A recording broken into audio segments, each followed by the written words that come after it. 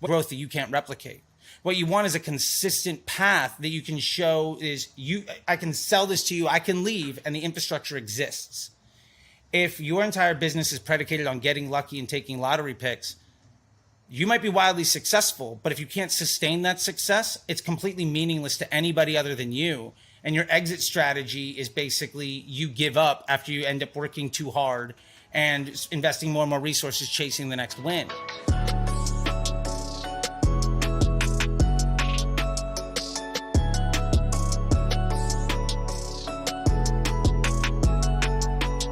Welcome back for another episode of You're Not Your ROAS. I'm joined with one of my faves. Me and him go way back. We actually had a podcast together. I was actually under his tutelage at one point. We helped launch his Facebook together. He's possibly the most blocked man on DTC, and he's trying to change that, people. And here's the PR tour starting here. I caught him right before Europe. Chuck T, how are you, my man? I'm doing fantastic, man, and I do appreciate that. And it's for those that don't know, you and I met on the Facebook groups of gurus and nonsense folk many years ago, and you inspired me after I got kicked out of everywhere and had to do my own thing to actually do my own thing. And then literally all of this is your fault, Rabah. So I just want to make sure that everybody understands that, and I'm very appreciative of it. And man, I mean, this is 4 or 5 years later. Look at where we're at, man. It's a beautiful, beautiful thing. Cool, and I wanted to save this for you at this moment. And I was going to say something. It's like, my friends, you have a beautiful thirst there. I hope somebody doesn't murder it. I am not in my office, and I'm liquid death one down. We'll call it Charlie 1, Rabah 0 right now. Oh, man, you're taking the lead going into the rapid fire. Oh, wow. I should have known you optimizer. Well, let's get into it first. So let's do it, I am actually in Columbus right now, not in my Austin hub, snowed in here. Where does this podcast find you, Charlie? I'm on my back porch in Los Angeles, California. So, I'm seeing the sunlight. It's a little chilly, so I started a fire in the fireplace, and it's a beautiful day. Hey, I'm above ground in the promised land. I can't hate that. I love it. How long have you been in Cali your whole life, or you were in Florida for a bit too, right? Yeah, I grew up military brat. Graduated high school magna cum laude with a 2.73 because I was the only senior in my graduating class because I got expelled 4 times. And went to school in Florida to be a recording engineer. And I was a touring musician, ran a recording studio, and got into radio. But then this awful sex tape with Hulk Hogan ended my radio career. And so I moved out to California, got a job doing $10 an hour, data entry at an illegitimate ad agency, running fake views for Disney stars on their brand new videos. And within about 2 years, I was a supervisor at Omnicom, spending $1 million a day or so, a couple of years before the Pixel. And, here where I'm at now, a couple $100 million in and over $1 billion in revenue driven, just trying to help people see the light, man. Just trying to help save some children and make dreams possible. Yeah, I love it. The unicorn babies. That's incredible. So how did you get into marketing? So you went in from this data entry position, and then you got into this Disney pump factory, or how did you get into that? So while I was touring as a punk musician, I was able to figure out how to come home with money. And so I was very entrepreneurial from a very young age. I was actually, before that, even in Little League, I was the #1 salesperson for candy bars every single year. So I got a free Huffy bike on an annual basis, right? I got the $150 Toys R Us gift certificate. And I crushed everybody all the time. I was like 8, and I was just destroying people door to door. Nobody could compete with me back then. And I mean, hey, the same is true now. So when I was touring, I figured out basically how to come home with money. And when I was working in the radio, nobody else wanted to do it. So I got into a bit of selling advertising and stuff. And ultimately what happened is I started to figure out how to run festivals for money. I used to throw my own festivals. And ultimately what occurred is people started to ask me to help them back in the day of MySpace bulletin boards and ICQ and AIM and shit like that. How do we get money, right? How do we make stuff work? And long story short, I was able to put myself through grad school, and I got an MBA, Harvard Business Review from a professional college that was aligning themselves with military bases. It was basically a decades-old relationship between Harvard and the United States military. Basically, had satellite locations all around the country. So if you were middle management as an officer and you needed a graduate degree, there was an opportunity. My parents both are military. My dad happened to be a professor of theoretical mathematics at that university, so I got kind of legacied in. And through night school, I got my MBA in marketing and business management that built on my bachelor's degree in music business management and my associate's degree in recording arts. So basically, I stayed in college because student loans were nice and I couldn't keep a job. And that put me out into a space. And when I landed in LA, I was working $10 an hour. I was 5 to 6 years older than everybody, but I had an MBA working a data entry job. And I basically automated my entire workflow. There was 10 of us in the office. I was doing the work of 20, and I watched all of the Wire at my desk in about 2.5 months, which tells you about how much work I was putting in. And incredible show, by the way. Absolutely excellent. Top tier. And Top tier. you know that agency went under. I stole some of their clients. The biggest client fired me because they put some money into Facebook ads. They were like, "Hey man, no harm, no foul." But I put $100 in Facebook ads and did better than I'm paying you $2,000 a month for on organic growth hacking. And so I licked my wounds, ate like shit, and the next day I put my credit card into Facebook, started promoting my band, and within a year or so, I was 7-figure daily spends. That's crazy. What, Dirty Cakes still, or is it rebranded? What Dirty Cakes back in the day, yeah. Yeah, see, I know, I know. Cakes. Yeah, man. I did the research. There you go. We stalked you. That's cool, man. I actually had a similar experience. Yeah? Well, with the having the credentials in a really, not demeaning, but, I had just graduated with my economics degree, and I didn't really know what I wanted to do, and so I just moved back to Indy, and I went back to the job I had before college, which was selling women's shoes at Nordstrom's, like the fancy women's shoes. And man, you'll never see entitlement until you talk to some rich women that oh man, it was brutal. And then you'd have these really unique discussions of like, oh cool, what do you want to do with your life? Like, oh, what did you just do? Oh, I just graduated. Oh, that's cool. From what? Economics. And then you just get these weird looks of like, why are you selling women's shoes? And so it was very, very similar in that vein of like you having an MBA and doing data entry. Like that's definitely a gut check. I love that, man. Is Dirty Cake still around? You still jamming? Yeah, absolutely, man. I mean, COVID put a kibosh on some live shows, but rehearsals happen on a regular basis. Music videos are out, records ready to release, and we can support it. And you're the Axeman, right?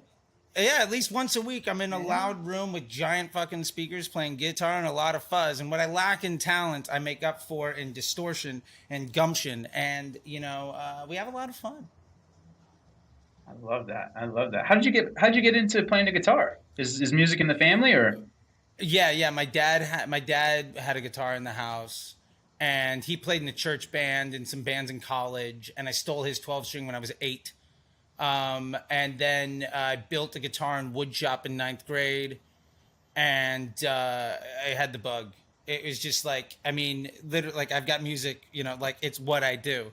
I mean, it's just in the blood forever. And I grew up with listening to surf and to folk and to like oldies where songwriting was really good and it was following some really simple basics and things. And I just absolutely fell in love with the art, man. And if I could do one thing all day long, it's get attention, get loud, make money. And I mean, I feel like that's not a shock to anybody. Oh, definitely not me. I love that, man. So you're running your ads now for your band. What did you find? Was there any challenges there, or was there some big learnings where you're like, oh man, I can really there's something here? Yeah, well, it was really interesting. And what that did is it opened the door to some other opportunities. For instance, a buddy of mine who's now a mentor was running an ad agency, and there was a show called The Pitch. They used to air alongside Mad Men. And it was a reality show where two ad agencies compete to be the AOR, the agency of record, for a big client. And long story short, I'm on the very last episode. Basically, when they put me on the air, they canceled the show. And it was 1-800-Flowers wanting to do social gifting. And the idea was that you had to spend $100,000, but you couldn't do print, radio, or search, or email. You had to spend all of it on Facebook to generate revenue, which at the time was a ludicrous idea. Long story short, we won. And by head and shoulders crushed everybody else. And I really got to understand the opportunity at that time of promoting my band and then also running, e-commerce and getting attention and really understanding a core value that I still hold to this day, that paid media is organic, that you are amplifying, right? If your business model has to work, your foundation has to be successful. And the reason that you run ads is because you found something that works and you want to pour gas on that fire. And so that was at the very core of how I got to this. And I think that sadly, a vast majority of individuals don't come from that foundation because they got into Facebook when it was so easy. You could do everything wrong and still make money.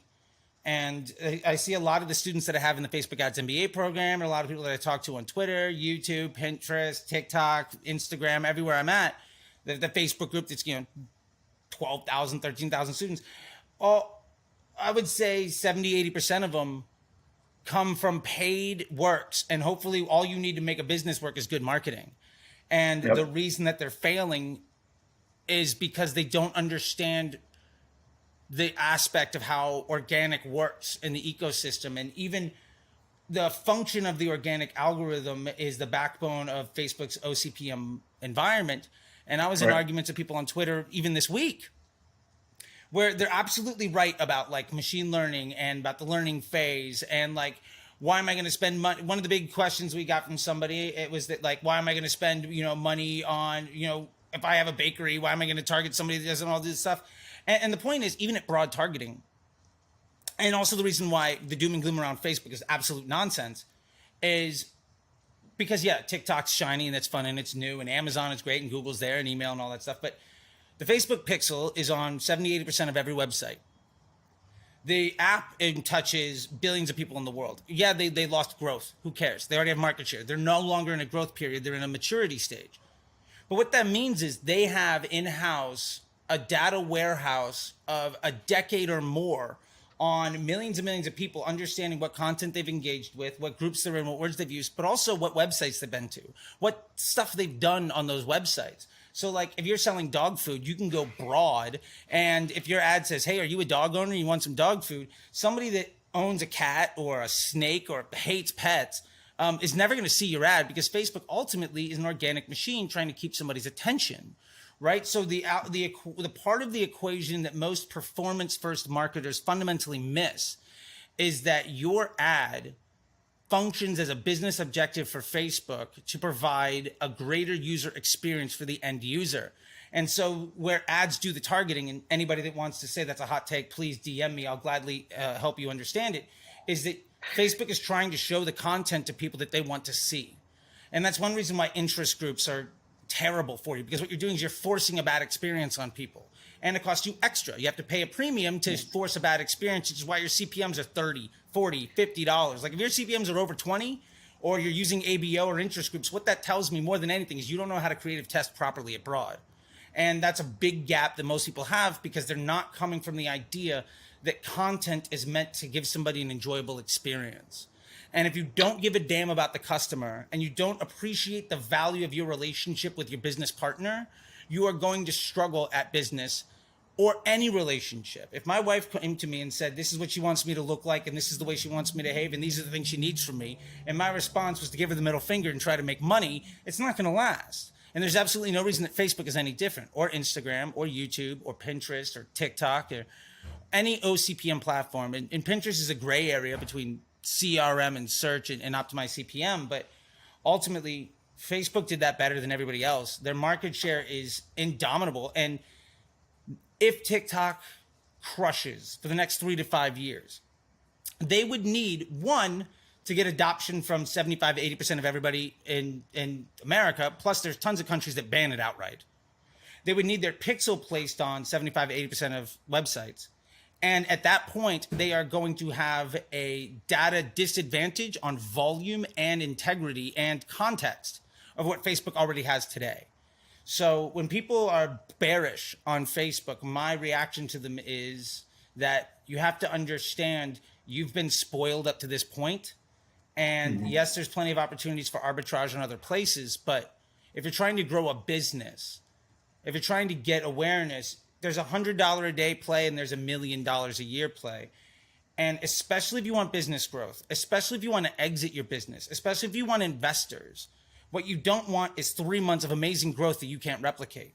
What you want is a consistent path that you can show is I can sell this to you, I can leave, and the infrastructure exists. If your entire business is predicated on getting lucky and taking lottery picks, you might be wildly successful, but if you can't sustain that success, it's completely meaningless to anybody other than you. And your exit strategy is basically you give up after you end up working too hard and investing more and more resources chasing the next win. And I know that just because I've taken plenty of brands to market and investment bankers and public. And I think that that's at a core misunderstanding that a lot of people have. And I was lucky enough to be an organic growth hacker in the very beginning, literally trying to hack the HTML code of MySpace bulletin board posts to get more people to show up to an open mic night. Like, that's where it started. And there's absolutely no difference between that and running a $100 a day, $10,000 a day, or $50,000 a day e-commerce brand. It's the exact same principle. It's just a matter of scale of the application. And yeah, so that's a long-winded story of how I got there. I don't even remember the question, but that's, I think, what the biggest message I really see all the time with people, and the advantage that I had, and I was lucky enough to be the guy that could be the organic growth hacker. Got a job as a supervisor at an international conglomerate ad agency because I was on television. I had proven that I was the best on that show. And nobody else wanted to do Facebook because it was the ugly stepchild, because Facebook was a crazy idea. It was the weird thing that nobody wanted to mess with. And so I got all the Facebook contracts. And because I went to, I got a legit MBA in marketing and business management, I could run really high quality case studies. And because when Facebook would come trying to sell their wares and influence people to like, hey, maybe you should start advertising on Facebook because we think it's going to be big, I was the only person they ever talked to, which means I got millions and millions of dollars of case studies, and I got to develop the product with the engineering and the product team and the measurement team. A lot of the folks that are in leadership positions now, I met when they were, month one into the business.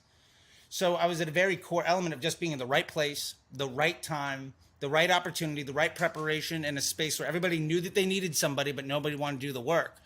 And I was just stoked that somebody gave me like health insurance, because I was used to being a junkie musician, like begging my parents for money so I could buy cigarettes and food today. So like, I was very lucky, and opportunity and preparation met in a time where nobody else was doing stuff. And so I was lucky to be at the point of being, the tip of the spear on stuff like lead gen ads. I literally did the case study to prove it. Or DPA, same thing there. Canvas, which failed miserably, but whatever. And to the point when Facebook released, when Facebook, was starting to talk about Power 5 and CBO and creative testing and advanced matching, I had 7 or 8 figures of Facebook coupons to teach them what to do. And ultimately, the disruptor group are the people that teach the reps what to teach others. So by the time agencies and gurus are teaching lessons, what it means is it's their version of interpreting what a rep taught them 6 months, a year or two before. And that rep is teaching them something that a disruptor figured out 6 months to a year or two before that. So a lot of the folks that are complaining about the future of the platform are at best 2 to 3 years behind what they should be doing. And the gap between best practice and practical application is so vast that literally Facebook could stop investing in any innovation, and you would have 3 to 5 years of runway of continuous improvement. So I'm super bullish on the future of all of it, and I've kind of staked my claim on it for sure. And I mean, it's the same type of conversation of saying in 2001 nobody can innovate in email anymore, so it's stupid. Or in 2008, people were like, look, there's just no way to innovate or create new change inside of Google anymore. And the engineers are frustrated because they can't get anything else off the ground. And the seniority is just trying to push things. But you already have a Ferrari in the garage.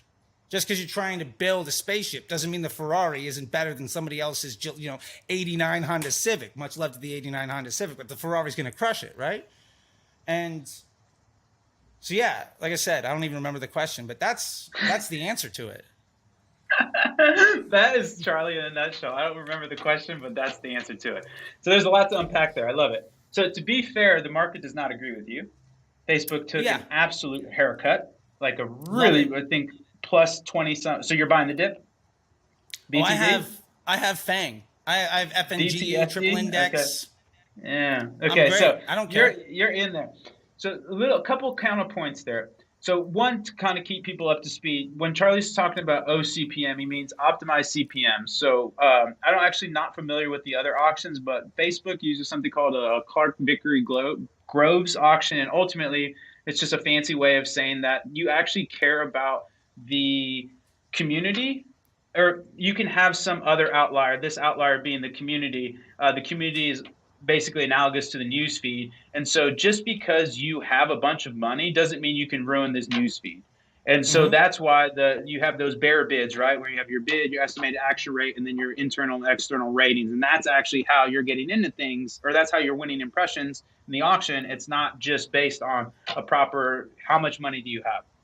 So that's why when people say, oh, Facebook can just turn up ad rates, or they can't. The only way Facebook can make more money is offer more inventory, or people bid more aggressively in the auctions. Facebook does not have some lever that says, hey, let's turn CPMs up. Like, that's just not the fundamentals of it. Again, if you want to get nerdy and go look at the economics, it's actually really interesting. There's actually academic research that wasn't used for anything, and then Zuckerberg found it, or his team found it, and then implemented it. Anyways, I'm in the weeds now, but just kind of keep people up there, because some people might not know what optimized CPM means, where ultimately, and this is totally different, right, than if you're buying a TV ad or something like that, where you're basically getting a rate sheet, and we're going to say, we're going to give you X amount standard across X. There's no competition. There's no dynamicism. You're going to pay X amount of impressions. Your CPM is here, and you're going to get this many impressions, and then you're going to pay at that rate. And so that just kind of tidying that up.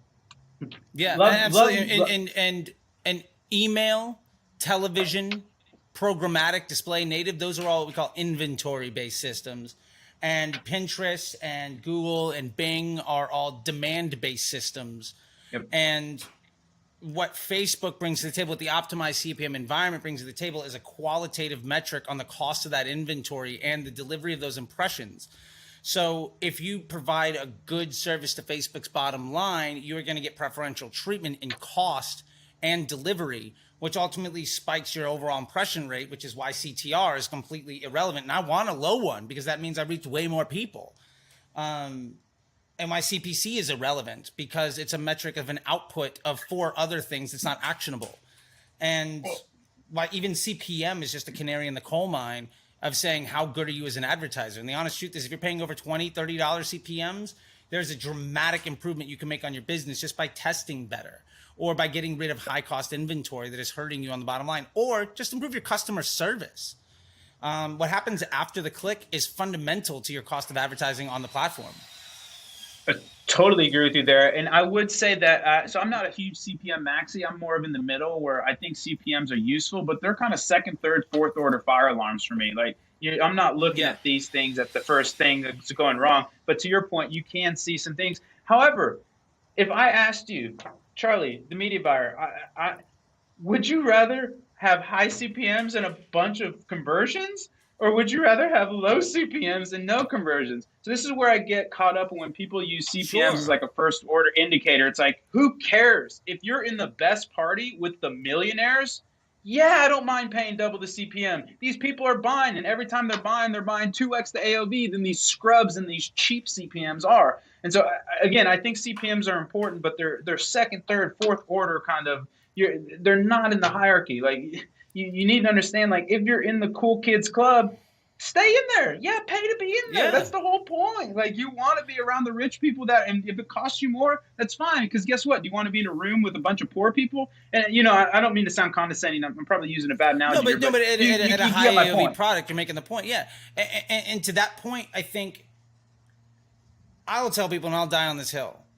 The only two metrics that matter, honestly, there's only one metric that matters, but I'll give a qualification for second best, is spend. After spend, it is volume of conversions. But let me make three really clear statements. Number one, reporting is never going to be accurate. Number two, attribution is a complete nonsense lie built by digital marketing platforms to convince ad agencies to spend more money that they then taught marketers, and that was a generation ago, and people just still haven't been able to see through it.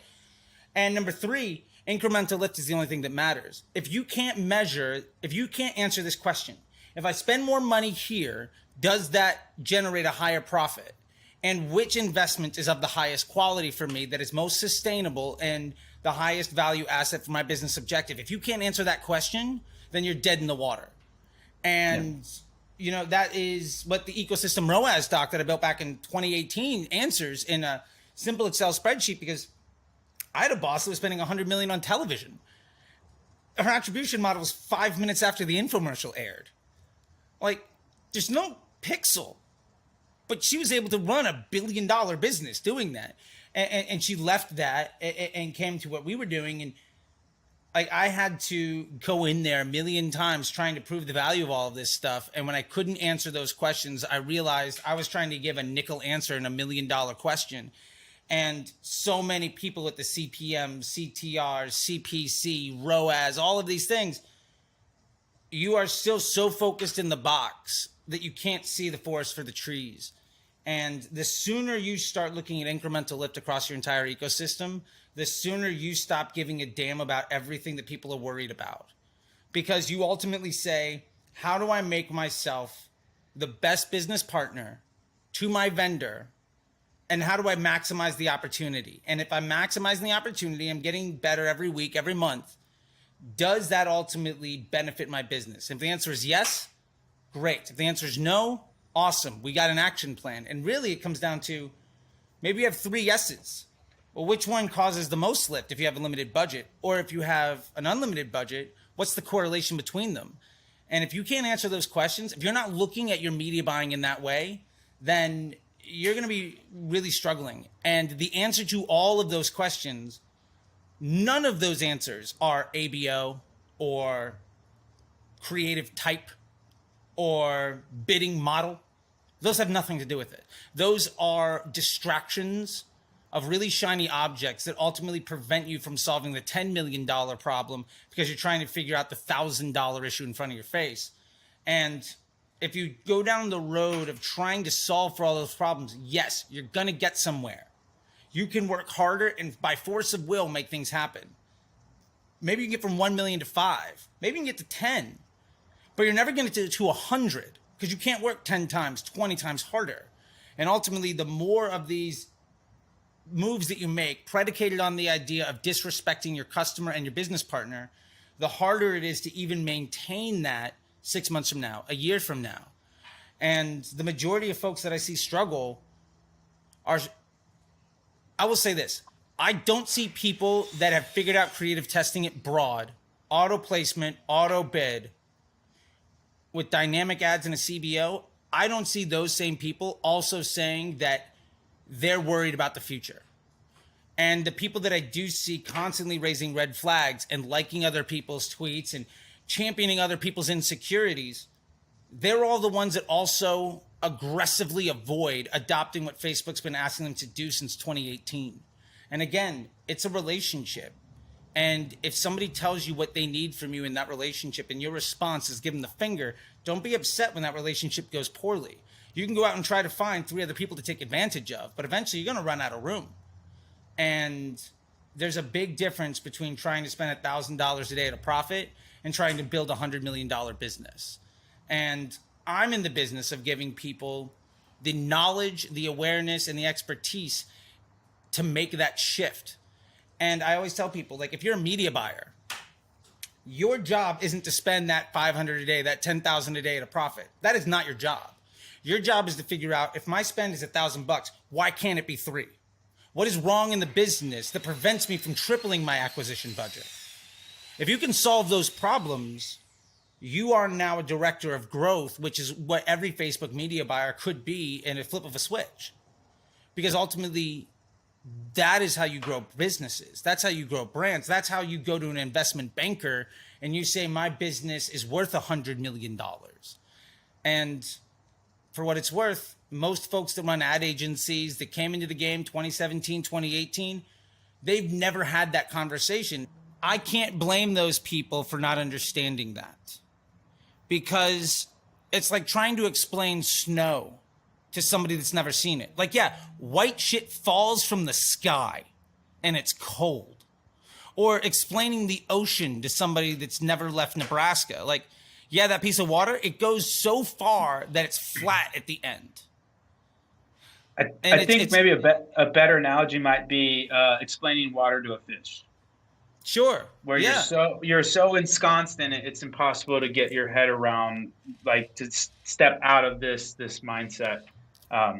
But oh my gosh, we're already into the value add segment. You skipped over so many things. Of course, a Charlie T podcast is not going to be structured like normal. We're going crazy here, sorry, folks. man. I'm passionate. Okay. I'm in love with this stuff. Okay. I just want people to see more success and less stress, because 90% of people are doing things wrong because they were poorly trained by somebody else that didn't know what they were doing. So I'm here to help. Well, I think, too, touching back on kind of your organic talks, and me and Cody and Ash have been talking about that, too. And it's kind of like a little interesting mental model I was thinking of was like these communities, like they become foundational layers that you can then build skyscrapers on with your paid media. But Absolutely. What happened, in my opinion, to your point, there was just such a big bull market. People were building skyscrapers on sand. Mm-hmm. And then once that earthquake hit, their whole building fell down because they didn't have the foundational elements of actually, like, I think ultimately too what happened, there was just such the Newsfeed was just such a Cambrian explosion in ad inventory. It was just like, oh my gosh, this is incredible, that people kind of swung too far into the quantitative element of it. And you just started having these quants that are just going in numbers. And at the end of the day, man, there's people behind these numbers. And like, are you making a connection? Are you generating value for them? Are you giving them a story that they can tell their wife or their husband or whoever, their significant other, their friends, why they're so smart because they bought your product?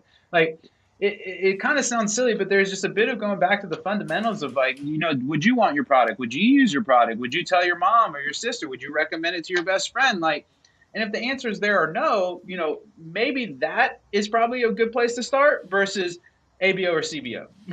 and again, this is just my points of view, but like, understand those fundamentals, and then those fundamentals can scale. And then to your point, like, this is actually a John Coyle quote, but it's kind of same, but different as you, where it's like, paid media is fuel. It's not the fire.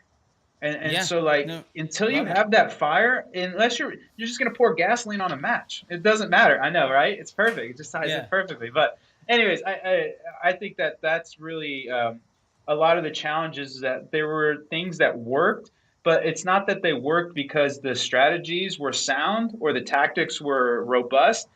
It was because you're in a massive bull market. And if you were doing any semblance of anything, like, you were going to do well. And furthermore, you know, if you're charismatic and you had a great story, you were gonna be able to, you know, convince people to come along for the ride. And, you know, no judgment there. It's just, that was what I saw, was when people got really far away from the basics. And it's almost kind of the same view I have a little bit of biohacking, where it's like, dude, what's the point?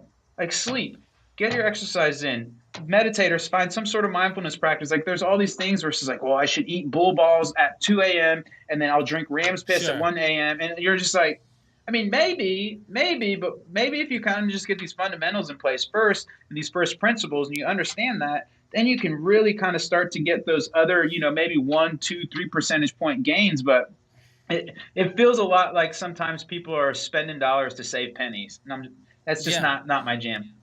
No, I love it. And I'll back that up with something. There's an old Yiddish saying that is, where it begins, so it ends.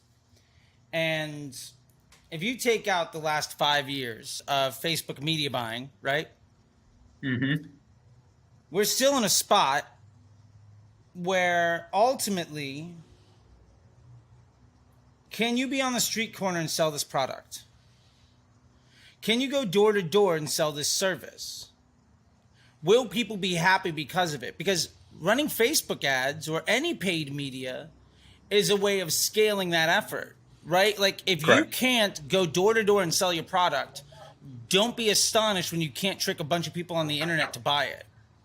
And really it's an escalation of the door to door salesman hires multiple salespeople, eventually leverages his exposure or her exposure by getting an ad in the newspaper or by making flyers, and eventually leverages that exposure by getting on the radio or getting onto television. But you can only afford that because your business is successful and because you can scale with it. And all we have here, Facebook is basically just television as performance media. But there's no difference. Like if your product isn't good enough or your service isn't good enough to get people to want to use it, then you're dead already.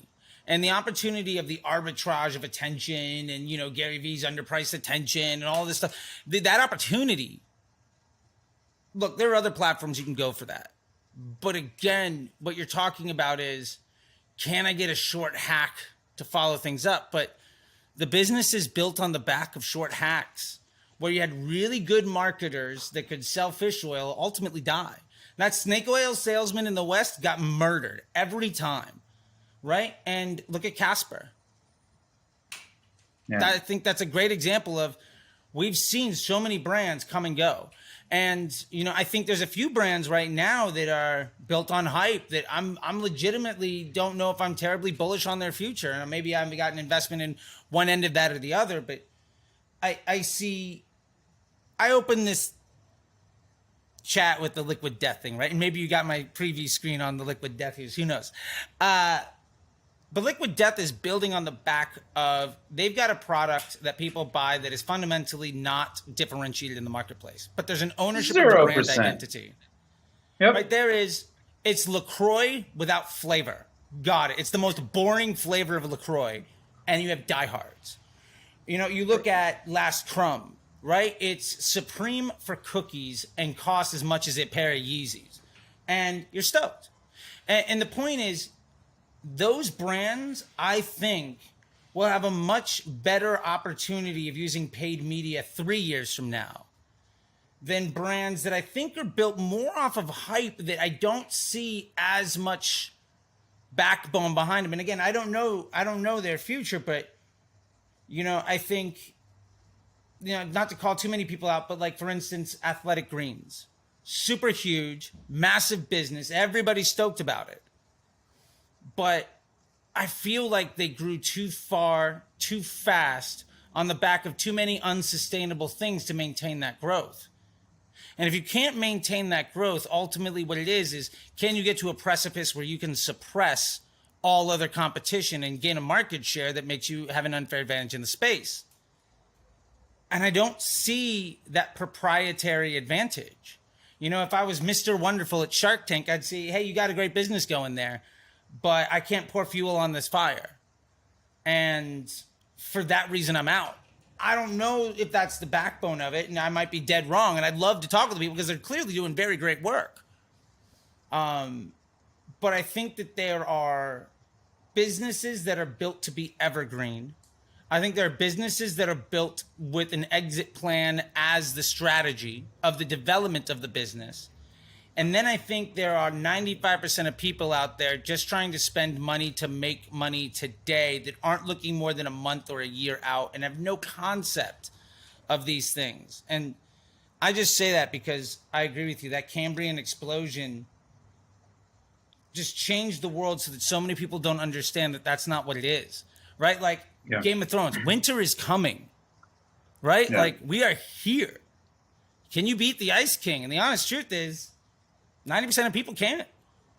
Yeah. So I think our responsibility as marketers that have been through this and appreciate it is to provide the education and the tools and the knowledge and the support to help those good people not lose the opportunity of achieving their dreams. And that's Yeah. one reason why I so aggressively go after people that co-sign other folks' victimhood. Because the only reason you're not succeeding right now is because you haven't failed enough, or because you're willing to say, I can't. And if those are your mentalities, you should go get a day job right now, because you are going to fail at entrepreneurism. It's just not for you. You have to get kicked in the teeth every single day and come back and ask for more. Like, if you don't have that mentality, if you're not a street fighter willing to lose, if you're not David Spade willing to get his butt kicked every single time, if you're not Joe Dirt, you're going to lose. And I think that's what separates folks like Ash and Cody and you and I from a lot of the other folks that are agency driven, that don't understand the back end unit economics of business development. And so I love what you had to say. And I know that was a very long little support of your opinion, but hey, look, if I don't talk on soliloquy, I have a hard time even opening my mouth. It's a 2-minute minimum for Charlie. If you get him going, he's going. Okay, we are pushing up against it, so that we just kind of smashed the first and second segments together too. So now let's go let's go real quickly through the rapid fire, and then I'll toss it over to you. You can plug whatever you want, and then we'll wrap up the podcast. How's that sound, Charlie? Sounds good to me, man. I'm here, and thank you once again. Right. As always, it's beautiful to talk with you. Yeah, let's do it. Okay, you ready for the rapid fire? Let's go. All right, mosh pits, overrated, underrated? Love them. Underrated. Underrated. Love it. Twitter, overrated, underrated? Underrated. Living in LA, overrated, underrated? Underrated. Whoa, 3 underrateds in a row. I know another one's man. coming. Steelers, overrated, underrated? Underrated, always, buddy. Had a tough one this year. Had a tough one. You guys have a embarrassment of riches of late. So we have an embarrassment of riches, and we've never had a losing season under our current coach. Yeah. And hey, look, if our worst year is the majority of the league's, if the worst we do is what the Dallas Cowboys would love to have half of the time, we're doing all right. And that's not shade at you. I'm just putting perspective because I know where your loyalties lie. It's brutal. It's brutal. And hey, look, it's brutal. If we have 3 8-8 years in 15, and it means I have to eat 1 or 2 right now, I might not even see that. So underrated. You can't even hear. You have so many titles stuffed in your ears from the last 7 years. It's like, yeah. Although I will say this. You need a demigod of a human being to compare against Patrick Mahomes, Joe Burrow, and Josh Allen. Like, if you don't have somebody literally blessed by virgins as the offspring of like a god having, sex with a human being, like if you don't have a Herculean backstory, you're dead. Yeah, they're very good. They're all 3 top notch. I think I've lost the Lamar bet. I think Josh Allen's gonna really mature into something special. Or almost already has. He got. He just ran up against somebody greater. Yeah, somebody actually. I'll go to the next one, but somebody had a really funny tweet where it's kind of like a Patrick Ewing, Michael Jordan. Like Patrick Ewing was so good, he just bumped up against somebody better during his lifetime, and it just sucks, man. Yeah, it just sucks. Yeah, and never got a title. Oh, I know. That's what I'm trying to say. Dude. He was fantastic. Brutal. He was a very good player. TikTok, overrated, underrated? I will say it's underrated, but I think the bullishness on it is overrated. But as a platform, it does not have the adoption it should. Favorite city in California? LA. Oh, favorite meal and why? Oh, dead animals with cheese and some kind of grain in any form you want to give it to me. Favorite newsletter? Ooh, that's a good question. I do like the Whale Mail, although sometimes I disagree with it, but I think it's really, really good to see what people have to say. It's a good temperature read. Like, for instance, this last one that came out, I will say I disagree at a fundamental level with the vast majority of the premise and the take by somebody that has me blocked on Twitter, so I can't even engage with them. But I do like it. I would say that is one of my favorites, what you guys have going and what Alex has going, because it is not discipline specific. And I think that helps people see the forest for the trees. Yeah, I like that. Favorite place travel to and why? Favorite place to travel to and why? I think my favorite trip that I've taken over the last few years was my wife and I went to Amsterdam 3 years ago in the winter. We were there to go see the Buzzcocks, and the lead singer died 8 days beforehand. And so we still went, and we were in Amsterdam and went walking through the city, got lost in the city, and it started snowing because it was like 3 days after Christmas. And when you are lost in a European city that old and beautiful with snow coming down at midnight, Oh, for sure. how can you hate on that? It's a beautiful thing. Magical, magical. Okay, last two. Favorite follow on Twitter. Favorite follow on Twitter? Oh, I mean, can I put me down? No. You can't follow yourself. What a Charlie answer! Oh my gosh. Hey, look, if you're a band, you should be a fan of your own music. If you're a writer, you should like your own books. If you're a filmmaker, you should be a fan of your own movies. If you're running a business, your business should be your favorite thing, or it's someplace to go. But without that, favorite follow on Twitter that's not you. There you go. I've amended the question to not give you any wiggle room. Got it. I love that. I'm gonna go completely not industry specific at all. Love it. Love it. And say my favorite follow is probably Pat Mayo. Okay. What's the handle there? Sports betting guy, has a great YouTube show. I've emotionally invested myself into hundreds and hundreds of hours of his YouTube. And I now know all the players. I know all the people in his circle of friends.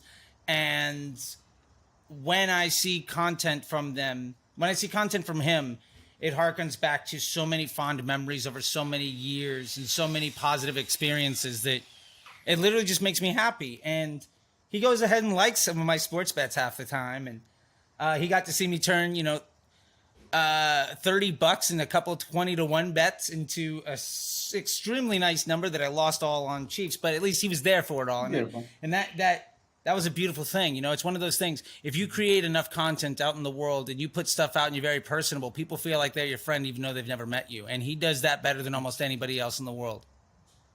Love it. Okay, last question. If you could have dinner with three people, dead or alive, it's a 4-person table, you're there with 3 other people, they can be fictional, non-fictional, who would they be? Oh, man. 3 people, dead or alive. That's a good question. So let me answer it quick. One of the people I'd love to have at that table, let's see. I would love to be at a table. I think I would love to be at the table with Mark Cuban. I think he's really smart, and I think we see eye to eye on a lot of stuff. IU alum. I tend to agree with him on a lot of things.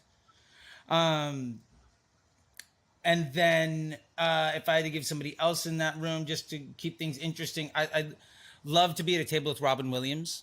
I think, I don't know if he turns it on or off ever, but I think he's truly brilliant, or was. And I would absolutely love to be in the presence of somebody like that for even 5 minutes. And also, I think something that would be really interesting for me to get into, kind of going way more old school, would be I'd love to sit at the table with some of these world conquerors, like the Genghis Khans and the Alexander the Greats of the world.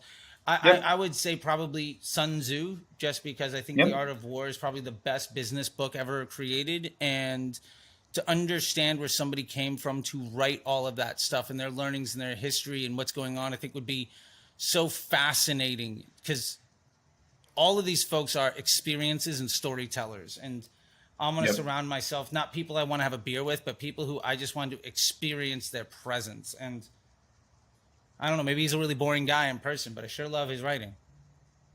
Love it. All right, Chuck T, you made it through. Rapid fire. Congratulations, my man. All right. All right. Plug whatever you need to plug. Tell people how to follow you, and then we'll wrap it up. Absolutely. So first off, thank you very much for this opportunity. I'm back. But yeah, so to plug stuff, 1, follow me on all the socials. 2, Facebook Ads MBA program is my core offering right now. And basically I teach people through the art of learning Facebook how to be business development folks, how to project manage their way to things, basically how to scale businesses, make exit strategies, and be a CMO or CEO. By covering disciplines from testing to measurement to planning to organizational structures, documentation, project management, accountability, and transparency. And I legitimately don't think anybody, I have not seen a competitive offer in the marketplace. So I highly recommend people check that out. And you can go to apply.facebookdisruptor.com to see my latest masterclass on half the things you'll learn in there. Plus, you get a couple of freebies. So go for that. And ultimately, if you are willing to be uncomfortable and have your assumptions challenged by empirical data with somebody willing to have a conversation with you, I would say go ahead and follow me. I would love to have those conversations. And that is what I really try to surround myself with. I want to be uncomfortable. I want to grow. And I find that my number one objective is I have reached a place where it is more fruitful for me to spend my time sharing my knowledge and helping people succeed than to try to succeed myself. Because I'll be honest, I've made it. I'm good. And I get to put my head on the pillow every night feeling good about myself, doing esteemable acts so that I can be full of self-esteem, because my days are spent helping people achieve their dreams. And every day I get to see people be successful. And every day I get to see the light bulb go. And every day when the world is full of folks that say that you've lost hope or there's nothing there, I can be a light in that. And that makes me feel so good. And that's a fundamentally different place than I was 10 years ago. And I'll finish with that. 10 years ago, Beautiful. I was a junkie on the edge of death, struggling to make money and pay my rent. Today, I get to make people's dreams come true. And the only difference between me and anybody else is I had the experience and the time willing to do it, and anybody else can start their life over right now. There's nothing stopping you from doing it. Just be willing to say yes and figure it out. And that's the best advice I could give anybody. So, Raba, I appreciate it, man. I don't have a signature sign off, so I'll let you take it. But thank you very much, man. I really appreciate it. Absolutely, Charlie. It's always been a pleasure. Hey, you can find us if you want to get more involved in Triple Whale at trytriplewhale.com. We actually just upgraded our Twitter. We're at Triple Whale now. We cut the try off. It's cleaner that way. You know what I'm saying? Little shout out social network. And then we also have, as Charlie said, a really, really great whale mail publication that goes out every Tuesday, Thursday. Tuesday's a fancy essay, and then Thursday is kind of a morning boo wrap up. Chuck T, you're the man. Go sign up for Charlie's program. We'll see everybody else on the flip. Thanks so much for the time, Charlie. Enjoy Europe. Have a safe trip, and then we'll see you when you get back. All right. We'll talk to you soon, everybody. That's 19 in the books. Thanks again, Bubba. Bye. Bye.